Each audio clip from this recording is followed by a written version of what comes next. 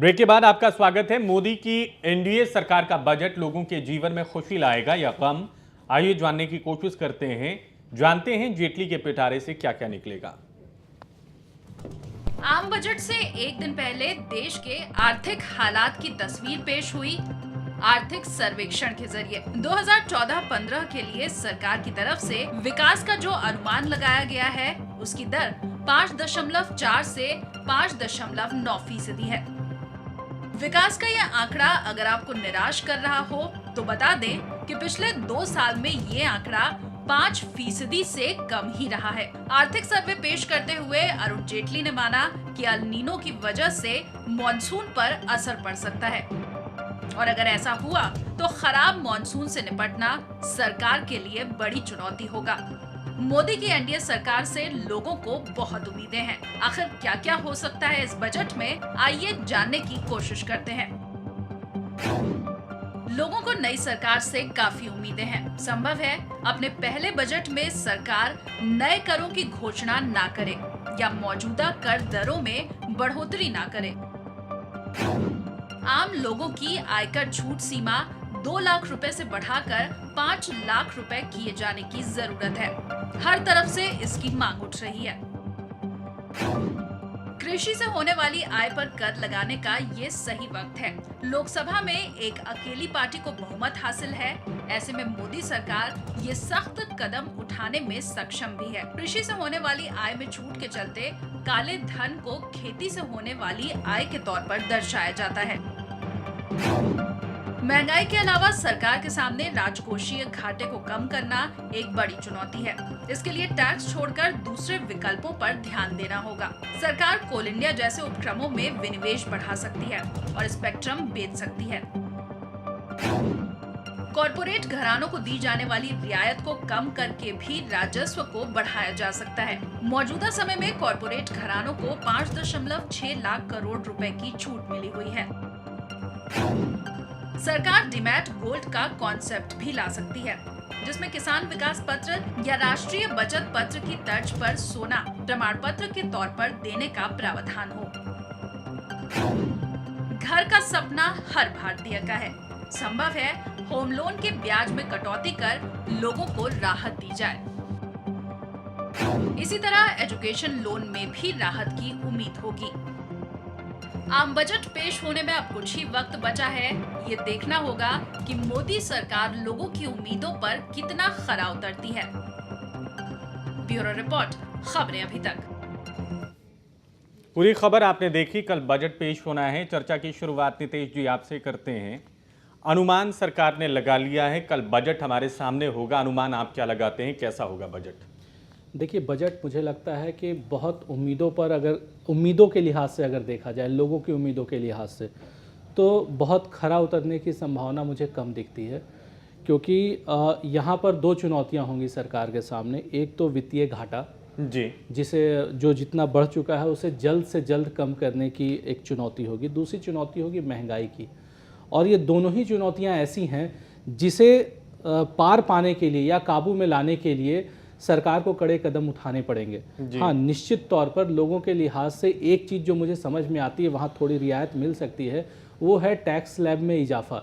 यानी कि direct I, direct taxes में जो स्लैब अभी हैं उसमें हो सकता है थोड़ा बहुत फेरबदल किया जाए। लेकिन इसके अलावा अगर मैं देखूँ तो मुझे लगता है कि जिस तरीके से रेल बजट से अगर आप तुलना करें तो रेल बजट में आप विकास की एक तस्वीर देखने को मिलती है थोड़ी बहुत। वो स्थिति इसमें भी देखने को मिलेगी और जाहिर सी वजह है कि जब आप विकास की ओर अग्रसर होंगे तो कुछ कड़े कदम होंगे। उसमें इनडायरेक्ट टैक्सेस का बोझ आ सकता है। हालांकि टैक्सेस को कम करने की कोशिश रहेगी सरकार की। देखना यह है कि तालमेल किस तरीके से बिठा पाती, क्योंकि ये चीज़ें तभी उस पर काबू पाया जा सकता है जब निवेश बढ़ाया जाए देश में। और निवेश बढ़ाने के लिए कारोबार की जो प्रक्रिया है उसे सरल करने की जरूरत ज़्यादा है, ना कि टैक्स बढ़ाने की। कोई भी सरकार फरेब करती है तो बजट खराब हो जाता है। उमेश जोशी जी, वास्तविकता के करीब अनुमान लगाया गया है। अगर ग्रोथ रेट की ही बात कर लें, इसको लेकर आप आगे क्या कहेंगे? अब मुझे लगता है कि ग्रोथ रेट सरकार के सामने उतनी बड़ी चुनौती है जिस तरह से फिस्कल घाटा कम करने की चुनौती है। और ग्रोथ रेट अपने आप तब बढ़ेगा जब आप राजकोषीय घाटा यानी फिस्कल डेफिसिट को कम करने का प्रयास करेंगे। जी। वित्त मंत्री कह चुके हैं कि हम एक्सपेंडिचर कम नहीं कर सकते, जी। हमें आमदनी बढ़ानी है। जी। और आमदनी कैसे बढ़ेगी? टैक्स लगाकर बढ़ेगी। साथ में ये भी कह रहे हैं कि हम नए कर नहीं लगाएंगे या जो मौजूदा कर है उनकी दर नहीं बढ़ाएंगे। तो फिर आमदनी कैसे बढ़ेगी?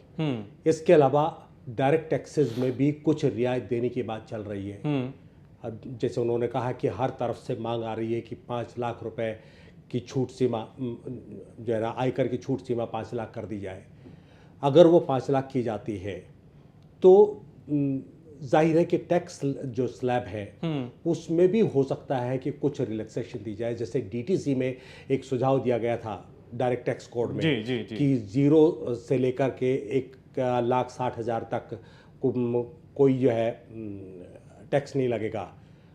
1,60,000 से 10 लाख तक 10% और 10 लाख से 25 लाख तक 20% और 25 लाख से ऊपर पर 30%। तो ये बिल्कुल सिंपल एक स्लैब है, मोटा मोटा। तो वो पूरी तरह से डायरेक्ट टैक्स कोड ना लागू करके उसका एक पार्शियल तरीके से उसको लागू किया जा सकता है, उसको सिंप्लीफाई किया जा सकता है। वो कैसे? हाँ, पर उसका फायदा ये होगा पार्शियली कैसे लागू किया जाएगा, इसको भी क्लियर कर देते थोड़ा सा। पार्शियली इस तरह से अगर होता है तो कि जैसे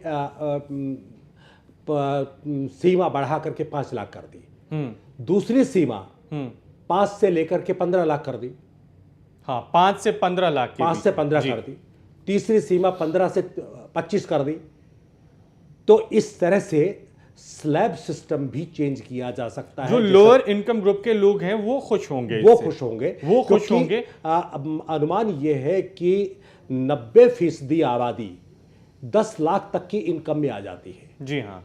तो अगर मान लो 5 लाख तक भी छूट सीमा हो जाती है तब भी 50 से ज़्यादा % लोग बहुत आराम से राहत उनको मिल सकती है।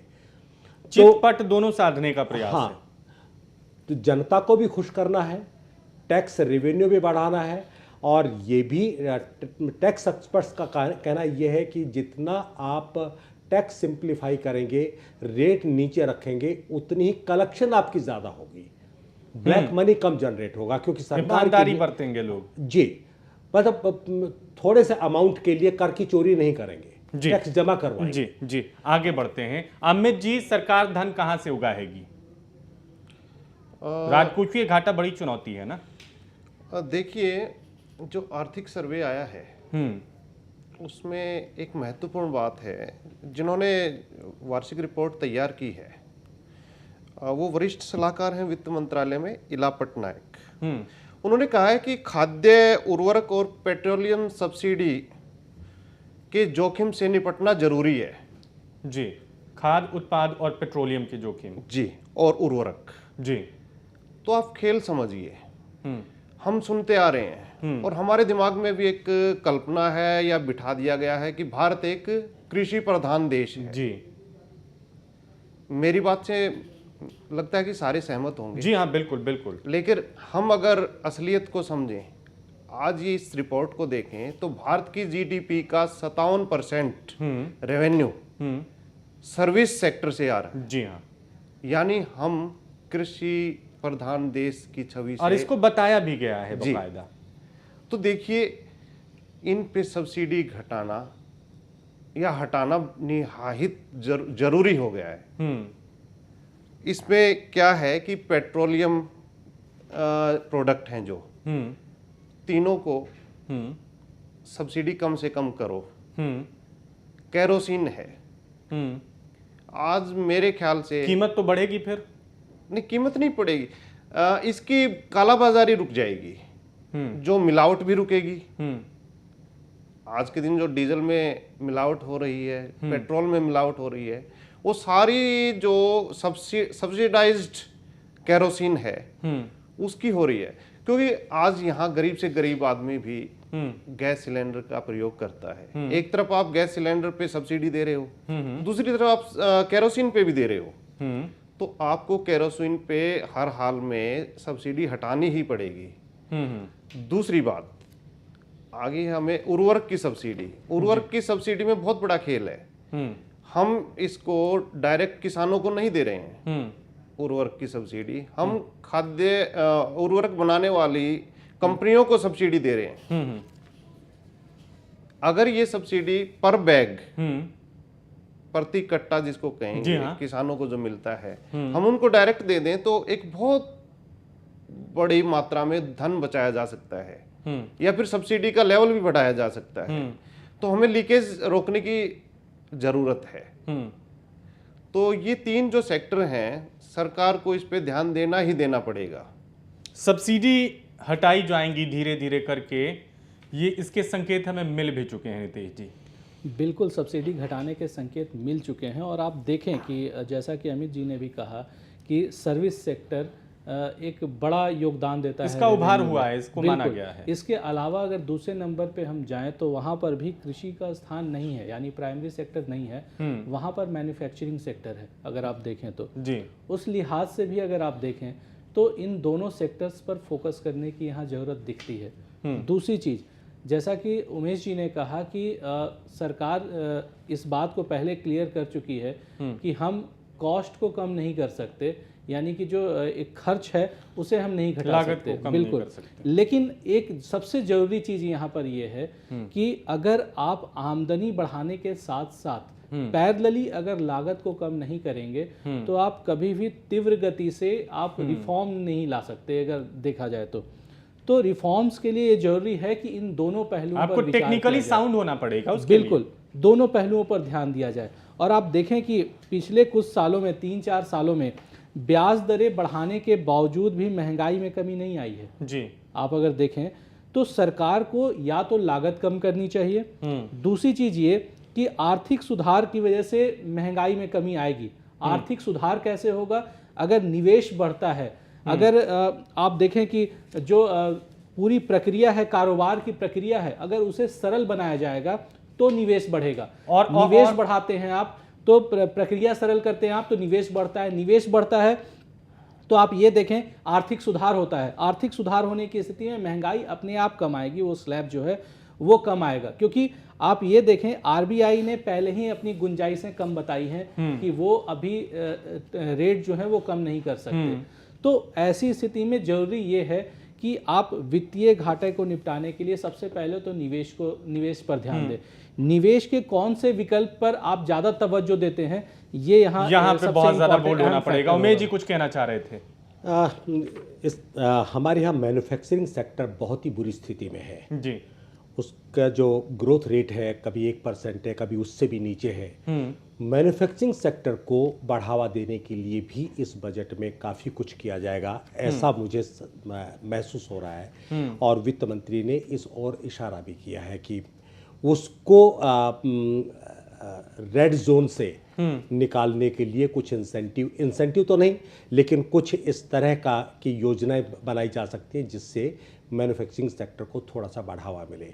एक और टैक्स और जीडीपी का जो रेशियो है उसको इम्प्रूव करने के लिए भी कुछ कदम उठाए जाएंगे जी। इस तरह के संकेत जी बहुत कुछ संक्षेप में बताएं। देखिए आरबीआई ने इसमें कहा है आर्थिक सर्वे में कि अधोसंरचना, लौह और इस्पात, कपड़ा, उड्डयन और खनन क्षेत्र ये संकट में हैं तीनों। तो अभी जो मोदी जी का एजेंडा था उसमें एक बात कही गई थी कि पूरे देश में 100 स्मार्ट शहर बसाए जाएंगे। तो सरकार का फोकस है कि इंफ्रास्ट्रक्चर को मजबूत किया जाए। इंफ्रास्ट्रक्चर अगर मजबूत होता है तो स्टील इंडस्ट्री अपने आप उठेगी। और रही बात कपड़ा उद्योग, आपको ध्यान होगा कि पिछले साल समय बहुत कम है। हम आगे भी इस चर्चा को जारी रखेंगे। कल दिन भर हमारी नजर बनी रहेगी मोदी के बजट पे। बहुत शुक्रिया आपका अमित नेहरा जी हमारे साथ जुड़ने के लिए। नितेश सिन्हा जी आपका भी बहुत शुक्रिया। उमेश जोशी जी आप भी इस चर्चा में शामिल रहे, इसके लिए आपका धन्यवाद। तो देखते हैं बजट कैसा होता है, लेकिन रेवड़ी बांटने की परंपरा से तो हटना पड़ेगा, वरना फिर कल्याण नहीं होगा। नमस्कार।